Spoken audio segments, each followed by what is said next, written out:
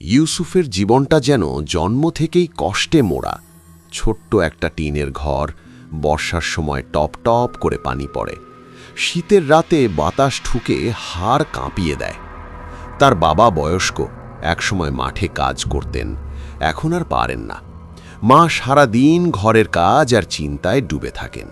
দুই ছোট ভাই, একজন স্কুলে যায়, আরেকজন এখনো ঠিকমতো পড়া শুরুই করতে পারেনি।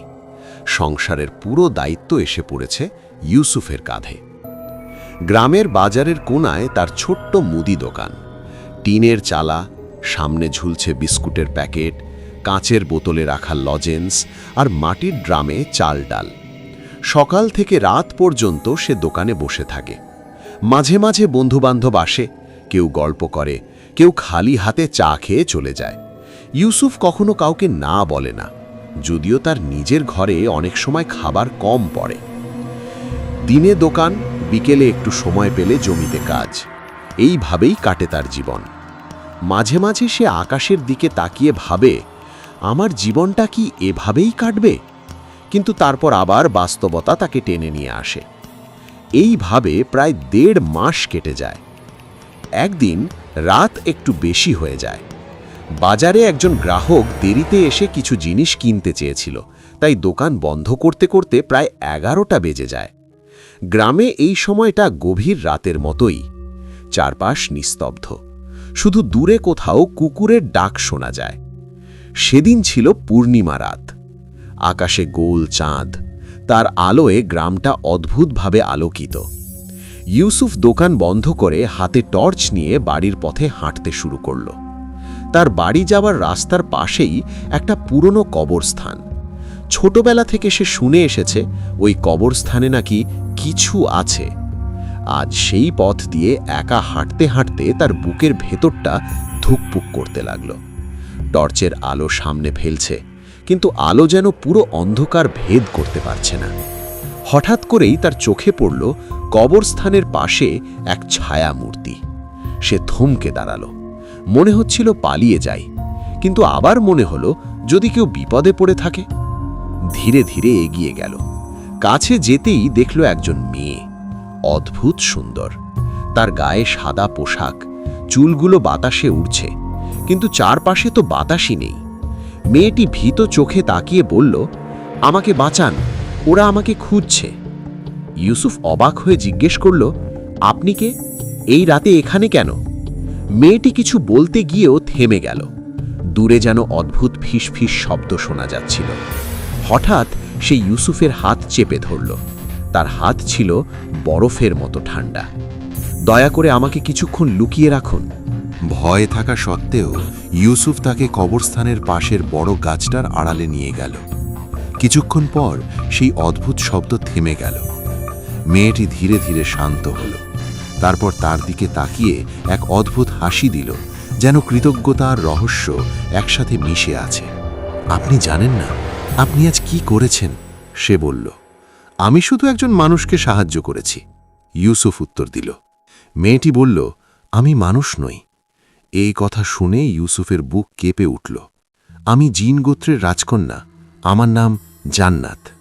চারপাশের পরিবেশ যেন হঠাৎ আরও ঠান্ডা হয়ে গেল। ইউসুফ কিছু বলতে পারল না। জান্নাত আবার বলল, আজ আমি শত্রুদের হাত থেকে পালিয়ে এখানে এসেছিলাম। আপনি আমাকে বাঁচিয়েছেন, আমি এই ঋণ কখনো ভুলব না। এরপর মুহূর্তের মধ্যে সে মিলিয়ে গেল, যেন কখনো ছিলই না। ইউসুফ অনেকক্ষণ দাঁড়িয়ে রইল। সে বুঝতে পারছিল না এটা স্বপ্ন না বাস্তব। তারপর ধীরে ধীরে বাড়ি ফিরে গেল। এরপর কয়েকদিন সে সেই ঘটনার কথা কাউকে বলেনি, কিন্তু তার মনে সবসময় ঘুরতে থাকল সেই রহস্যময় মেয়েটির কথা। এক রাতে আবার যখন সে দোকান বন্ধ করে ফিরছিল, হঠাৎ তার সামনে সেই পরিচিত কণ্ঠ ভেসে এলো। ইউসুফ। সে ঘুরে তাকালো। জান্নাত দাঁড়িয়ে আছে। আজ তার মুখে ভয়ের ছাপ নেই, বরং এক ধরনের কোমলতা আছে। আমি তোমাকে ধন্যবাদ জানাতে এসেছি, সে বলল। এইভাবে তাদের দেখা হতে লাগলো। প্রথমে শুধু কথা। জান্নাত তার জগতের গল্প বলতো, জিনদের রাজ্য, অদ্ভুত নিয়ম, শক্তিশালী রাজা। আর ইউসুফ বলতো তার দারিদ্র্যের গল্প, সংগ্রামের কথা। ধীরে ধীরে তাদের মধ্যে একটা বন্ধুত্ব তৈরি হলো। ইউসুফ বুঝতেই পারল না কখন সেই বন্ধুত্ব লাভায়ের রূপ নিল। জান্নাতও বদলে যেতে লাগল। সে আগে যেমন রহস্যময় ছিল, এখন তেমনই কোমল হয়ে উঠল। সে ইউসুফকে সাহায্য করতে শুরু করল। তার দোকান হঠাৎ ভালো চলতে লাগল, জমিতে ফলন বাড়ল, কিন্তু সে সবকিছু গোপন রাখত। একদিন জান্নাত বলল, আমার জগৎ আর তোমার জগৎ এক না, আমাদের ভালোবাসা সহজ হবে না। ইউসুফ দৃঢ় কণ্ঠে বলল, আমি তোমাকে ছাড়া বাঁচতে পারবো না। কিন্তু তাদের ভালোবাসার কথা জিনদের রাজ্যে পৌঁছে যায়। জান্নাতের বাবা, জিনদের রাজা, এই সম্পর্ক মেনে নেননি। তারপর শুরু হয় ভয়ঙ্কর সব ঘটনা। রাতে অদ্ভুত ছায়া ইউসুফের বাড়ির চারপাশে ঘোরে। দোকানে আগুন লাগার মতো পরিস্থিতি তৈরি হয়। তার পরিবার হঠাৎ অসুস্থ হয়ে পড়ে। জান্নাত কাঁদতে কাঁদতে বলল, ওরা আমাদের আলাদা করতে চায়। কিন্তু ইউসুফ হার মানেনি। এক রাতে সে সিদ্ধান্ত নিল, সে জান্নাতকে নিয়ে যে কোনো মূল্যে বাঁচবে। জান্নাত তাকে তার জগতে নিয়ে গেল। সেখানে এক অদ্ভুত রাজ্য, আগুনের মতো আলো, ছায়ার মতো মানুষ আর অজানা শক্তি। অনেক বাধা পেরিয়ে, অনেক ভয়ঙ্কর শক্তির মুখোমুখি হয়ে অবশেষে তারা তাদের ভালোবাসার প্রমাণ দেয়। জিন রাজাও শেষ পর্যন্ত বুঝতে পারেন এই ভালোবাসা কোনো সাধারণ কিছু নয়। অবশেষে তাদের বিয়ে হয়, মানুষ আর জিনের এক অদ্ভুত মিলন। এরপর ইউসুফের জীবন পুরো বদলে যায়। সে শুধু একজন গরিব দোকানদার থাকে না, সে হয়ে ওঠে দুই জগতের সেতু। কিন্তু মাঝে মাঝে পূর্ণিমার রাতে সে এখনও সেই পুরনো কবরস্থানের দিকে তাকিয়ে থাকে, কারণ সেখান থেকেই শুরু হয়েছিল তার জীবনের সবচেয়ে ভয়ঙ্কর আর সবচেয়ে সুন্দর গল্প। বিয়ের পর সবকিছু যেন বদলে গেল, কিন্তু পুরোপুরি সহজ হলো না। ইউসুফ এখন আর শুধু গ্রামের গরিব দোকানদার নয়, সে এমন এক সত্যের অংশ যা মানুষ জানলে বিশ্বাসই করতে পারবে না। আর জান্নাত, সে এখনো আগের মতোই সুন্দর, রহস্যময়, কিন্তু এখন তার চোখে এক নতুন দায়িত্বের ছাপ। বিয়ের কিছুদিন পর ইউসুফ আবার তার পুরনো জীবনে ফিরে আসার চেষ্টা করল। সকালে দোকান খুলে বসে, গ্রাহকদের সাথে কথা বলে, আগের মতোই হাসে। কিন্তু একটা জিনিস বদলে গেছে। লোকজন এখন বলে ইউসুফের ভাগ্য নাকি খুলে গেছে। দোকানে বিক্রি বাড়ছে, জমিতে ফলন ভালো হচ্ছে। কেউ বুঝতে পারে না এই সব কিছুর পেছনে আছে জান্নাতের অদৃশ্য আশীর্বাদ। কিন্তু সুখ বেশি দিন শান্তিতে থাকল না। এক রাতে যখন ইউসুফ আর জান্নাত ঘুমিয়েছিল, হঠাৎ ঘরের ভেতর তীব্র ঠান্ডা বাতাস ঢুকে পড়ল। দরজা জানালা বন্ধ, তবু বাতাস যেন কোথা থেকে আসছে। ইউসুফ চোখ খুলে দেখল, ঘরের এক কোণায় একটা কালো ছায়া দাঁড়িয়ে আছে। জান্নাত হঠাৎ উঠে বসে পড়ল, তার চোখে ভয়। ওরা এসেছে, সে ফিসফিস করে বলল। কে? ইউসুফ কাঁপা গলায় জিজ্ঞেস করল। জিন রাজ্যের বিদ্রোহীরা, যারা আমার বাবার শত্রু আর এখন আমাদেরও। ছায়াটা ধীরে ধীরে এগিয়ে আসতে লাগল। ঘরের ভেতর যেন অন্ধকার জমাট বাঁধছে। জান্নাত ইউসুফের হাত শক্ত করে ধরল। তার শরীর থেকে হালকা আলো বের হতে লাগল। সেই আলো ধীরে ধীরে পুরো ঘর ভরিয়ে দিল। হঠাৎ এক ঝলকে ছায়াটা মিলিয়ে গেল। সব কিছু আবার শান্ত। কিন্তু সেই রাতের পর থেকে আর কিছুই আগের মতো থাকল না। প্রতিদিন রাতে অদ্ভুত কিছু ঘটতে লাগল। কখনো ছায়া, কখনো অচেনা শব্দ, কখনো স্বপ্নে ভয়ঙ্কর দৃশ্য। ইউসুফ বুঝতে পারল তার ভালোবাসার মূল্য তাকে দিতে হচ্ছে। একদিন জান্নাত বলল, আমাদের এখানে থাকা ঠিক হবে না, ওরা থামবে না। ইউসুফ বলল, তাহলে আমরা কোথায় যাব? জান্নাত কিছুক্ষণ চুপ থেকে বলল, আমার জগতে। কিন্তু সেখানে গেলে তুমি আর আগের মতো মানুষ থাকবে না। এই কথা শুনে ইউসুফ থমকে গেল। মানে? তুমি বদলে যাবে, হয়তো তোমার জীবন, তোমার শরীর, সব কিছু। ইউসুফ গভীরভাবে জান্নাতের চোখের দিকে তাকালো। তারপর শান্ত গলায় বলল, আমি সব কিছু ছেড়ে দিতে পারি, কিন্তু তোমাকে না। এরপর এক পূর্ণিমা রাতে আবার সেই পুরনো কবরস্থানের পথ ধরে তারা হাঁটতে লাগল। চাঁদের আলোয় সবকিছু আগের মতোই লাগছিল, কিন্তু আজকের রাত আলাদা। জান্নাত একটা নির্দিষ্ট কবরের সামনে এসে থামল। সে মাটিতে হাত রাখল। মুহূর্তের মধ্যে মাটি কাঁপতে লাগল। ধীরে ধীরে একটা আলোর দরজা খুলে গেল। অদ্ভুত, চোখ ধাঁধানো। এটাই পথ, জান্নাত বলল। ইউসুফ একবার পিছনে তাকালো। তার গ্রাম, তার জীবন, তার পরিবার। তারপর সে চোখ বন্ধ করে জান্নাতের হাত ধরে সেই আলোর ভেতরে পা রাখল। অন্য এক জগৎ। চারপাশে অদ্ভুত আলো, আকাশে ভাসমান ছায়া, মাটিতে আগুনের রেখা। এটা কোনো মানুষের জগৎ না। কিন্তু তারা সেখানে বেশিক্ষণ শান্ত থাকতে পারল না। বিদ্রোহী জিনেরা তাদের খুঁজে পেল। শুরু হলো এক ভয়ঙ্কর যুদ্ধ।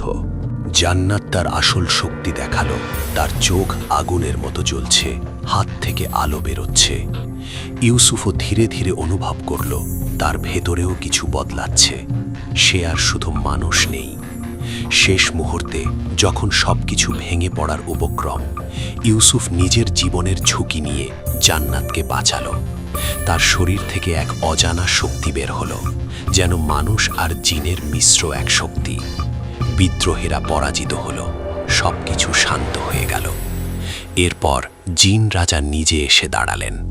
তিনি ইউসুফের দিকে তাকিয়ে বললেন, তুমি প্রমাণ করেছ তুমি শুধু মানুষ নও, তুমি আমাদের থেকেও শক্তিশালী হৃদয়ের অধিকারী। তিনি তাদের সম্পর্ক মেনে নিলেন, কিন্তু একটা শর্ত দিলেন, তোমরা দুই জগতের মাঝে থাকবে, কোনো একটাকে পুরোপুরি ছেড়ে দিতে পারবে না। এরপর থেকে ইউসুফের জীবন হয়ে গেল দুই জগতের মাঝে এক সেতু। দিনে সে গ্রামের দোকানদার, রাতে সে এক রহস্যময় জগতের অংশ। আর জান্নাত, সে শুধু জিন রাজকন্যা নয়, সে একজন স্ত্রীর মতো ইউসুফের পাশে থাকে, ভালোবাসায়, ভয়ে, লড়াইয়ে। কিন্তু মাঝে মাঝে গভীর রাতে কবরস্থানের পাশ দিয়ে গেলে এখনো কেউ কেউ বলে দুইটা ছায়া নাকি একসাথে হাঁটে, একটা মানুষের আর একটা অদ্ভুত আলোয় মোড়া। আর তাদের চোখে থাকে এক অদ্ভুত ভালোবাসা, যা কোনো জগতের নিয়ম মানে না। সময়ের সাথে সাথে ইউসুফ পুরোপুরি বদলে গেল। সে আর আগের সেই সাধারণ গরিব দোকানদার ছেলেটা নেই। তার ভেতরে এখন এক অদ্ভুত প্রশান্তি, গভীরতা আর আলোর ছাপ। ভোর হলে সে প্রথমেই অজু করে নামাজে দাঁড়ায়। 5 ওয়াক্ত নামাজ কখনো মিস করে না। তার কণ্ঠে কোরআন তেলাওয়াতের সুর শুনলে মানুষের মন নরম হয়ে যায়। গ্রামের মানুষ ধীরে ধীরে লক্ষ্য করতে লাগলো ইউসুফের মধ্যে কিছু একটা আলাদা আছে। সে এখনও দোকানে বসে, কিন্তু তার দোকানটা যেন শুধু ব্যবসার জায়গা না, মানুষের ভরসার জায়গা হয়ে গেছে। কেউ টাকা না থাকলে সে বিনা পয়সায় জিনিস দিয়ে দেয়, কেউ অসুস্থ হলে খোঁজ নেয়, গরিব দুঃখীদের পাশে দাঁড়ায় নিঃস্বার্থভাবে। একদিন গ্রামের এক লোক তার কাছে এসে কাঁদতে কাঁদতে বলল, ভাই, আমার মেয়েটা কয়দিন ধরে অদ্ভুত আচরণ করছে। রাতে চিৎকার করে, নিজের সাথে কথা বলে, কেউ বলতেছে ওর ওপর কিছু ভর করেছে। ইউসুফ কিছুক্ষণ চুপ করে থাকল। তার চোখে গভীর চিন্তা। সে জানে এই সব ঘটনা সত্যি। সে মেয়েটার বাড়িতে গেল। ঘরে ঢুকতে সে একটা ঠান্ডা অনুভব করল, একটা অদৃশ্য উপস্থিতি। মেয়েটা হঠাৎ চিৎকার করে উঠল, তার কণ্ঠটা আর স্বাভাবিক নেই।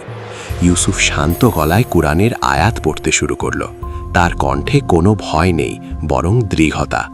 হঠাৎ বাতাস ভারী হয়ে উঠল, কিন্তু এই সব কিছুর পেছনে অদৃশ্যভাবে দাঁড়িয়েছিল জান্নাত। সে তার শক্তি দিয়ে সেই অশুভ জিনটাকে দুর্বল করে দিচ্ছিল, যেন ইউসুফের তেলাওয়াতি তাকে পরাস্ত করছে। কিছুক্ষণ পর মেয়েটা অজ্ঞান হয়ে পড়ে, তারপর ধীরে ধীরে স্বাভাবিক হয়ে যায়। গ্রামের মানুষ অবাক। ইউসুফ পারে, ইউসুফ ঠিক করে দেয়। এই খবর ছড়িয়ে পড়তে সময় লাগলো না। একজন, দুজন, তারপর পুরো এলাকা থেকে মানুষ আসতে শুরু করলো। কেউ বলে আমার ছেলের উপর কিছু আছে, কেউ বলে আমার ঘরে অদ্ভুত শব্দ হয়, কেউ বলে রাতে ঘুমাতে পারি না। ইউসুফ কাউকে ফিরিয়ে দেয় না। সে শুধু বলে সব কিছু আল্লাহর ইচ্ছায় হয়, আমি শুধু চেষ্টা করি। কিন্তু কেউ জানে না তার পাশে সব সময় থাকে জান্নাত।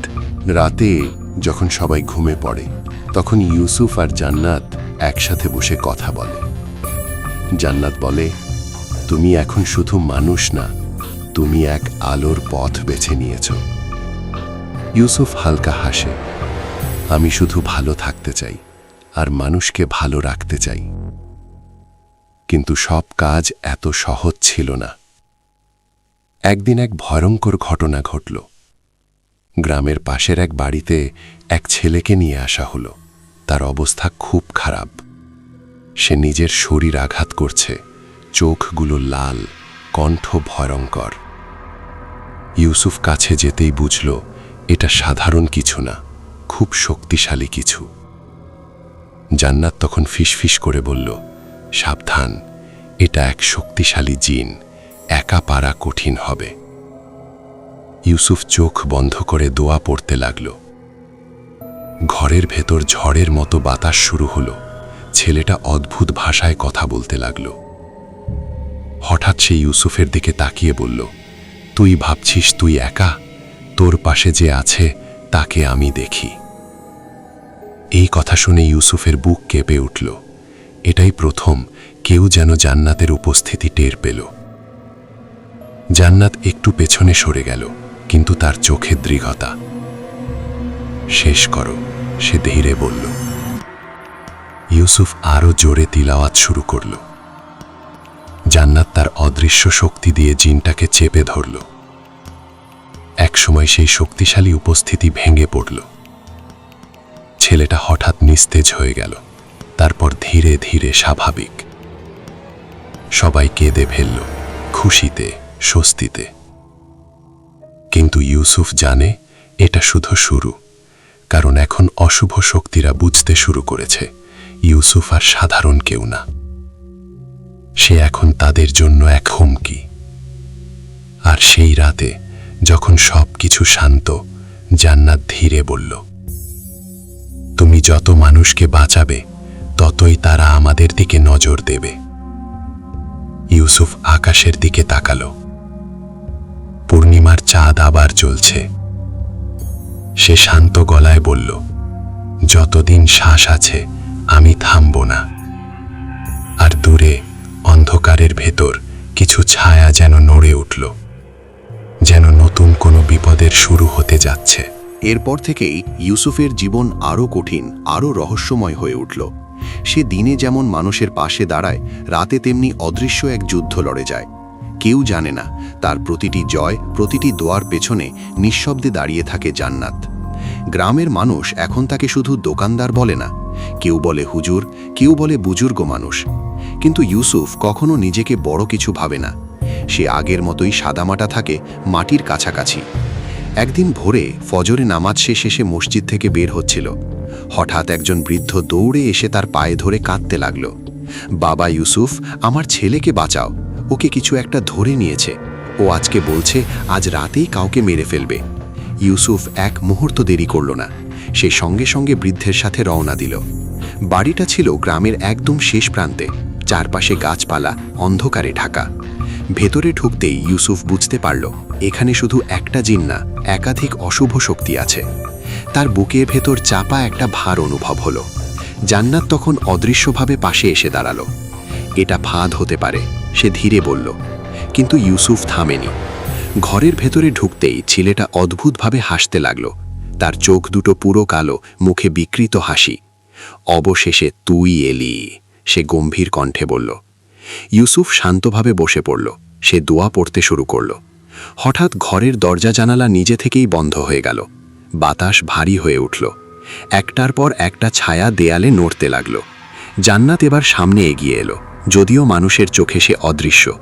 ওরা অনেক আর খুব শক্তিশালী, সে বলল। ইউসুফ এবার চোখ বন্ধ করে আরও জোরে তিলাওয়াত করতে লাগল। তার কণ্ঠ যেন ধীরে ধীরে ঘরটা ভরে দিল। হঠাৎ ছেলেটা চিৎকার করে উঠল, কিন্তু এবার সেটা একটার কণ্ঠ না, যেন অনেকগুলো কণ্ঠ একসাথে। তুই আমাদের থামাতে পারবি না, তোর শক্তি যত বাড়বে তোর বিপদ তত বাড়বে। ঘরের ভেতর যেন ঝড় বয়ে যেতে লাগলো। জান্নাত তার শক্তি দিয়ে এক এক করে সেই ছায়াগুলোকে আটকে রাখতে লাগলো, কিন্তু আজ সেও কষ্ট পাচ্ছে। ইউসুফ, তাড়াতাড়ি করো, আমি বেশিক্ষণ পারবো না, তার কণ্ঠে কষ্ট। ইউসুফ এবার চোখ খুলল। তার চোখে এক অদ্ভুত জ্যোতি। সে দাঁড়িয়ে গেল। তার কণ্ঠ আরও দৃঢ় হলো। দোয়ার শব্দ যেন ঘরের দেয়াল ভেদ করে বাইরে ছড়িয়ে পড়ল। একটা বড় বিস্ফোরণের মতো আওয়াজ হলো। তারপর সবকিছু হঠাৎ থেমে গেল। নিস্তব্ধতা। ছেলেটা মাটিতে পড়ে আছে। ধীরে ধীরে তার শ্বাস স্বাভাবিক হচ্ছে। বৃদ্ধ কাঁদতে কাঁদতে ইউসুফের পায়ে পড়ে গেল। তুমি ফেরেশতা বাবা, তুমি আমার ছেলেকে বাঁচাইছো। ইউসুফ শুধু বলল, সবকিছু আল্লাহর রহমত। কিন্তু সে জানে আজকের লড়াইটা ছিল অন্যরকম। বাড়ি ফেরার পথে জান্নাত চুপচাপ ছিল। কিছুক্ষণ পর সে বলল, ওরা এখন আর ছোটখাটো শক্তি না, কেউ তাদের একত্র করছে। ইউসুফ থেমে গেল। মানে? জান্নাত আকাশের দিকে তাকালো। একজন খুব শক্তিশালী কেউ, যে আমাদের বিরুদ্ধে কিছু বড় পরিকল্পনা করছে। হঠাৎ দূরে আকাশে কালো মেঘ জমতে শুরু করলো, যদিও আকাশ পরিষ্কার ছিল। বাতাসে অদ্ভুত ঠান্ডা, মনে হলো কিছু একটা আসছে। আর ইউসুফ বুঝতে পারল তার সামনে এখন আরও বড় পরীক্ষা অপেক্ষা করছে। তার জীবনের সবচেয়ে ভয়ঙ্কর অধ্যায় এখনো শুরুই হয়নি। ঠিক তখনই গল্পটা এখানে থেমে যায়, কারণ সামনে যা আসছে সেটা আরও রহস্যময়, আরও ভয়ঙ্কর আর আরও রোমাঞ্চকর। এই গল্পের দ্বিতীয় পর্ব আসছে পরের ভিডিওতে, যেখানে জানা যাবে কে সেই শক্তিশালী শত্রু। ইউসুফ কি পারবে তাকে মোকাবেলা করতে? আর জান্নাতের জন্য কি অপেক্ষা করছে? যদি জানতে চাও পুরো গল্পটা, তাহলে এখনই চ্যানেলটি সাবস্ক্রাইব করো, ভিডিওতে একটা লাইক দাও আর কমেন্টে জানাও তোমরা কি পার্ট 2 দেখতে চাও।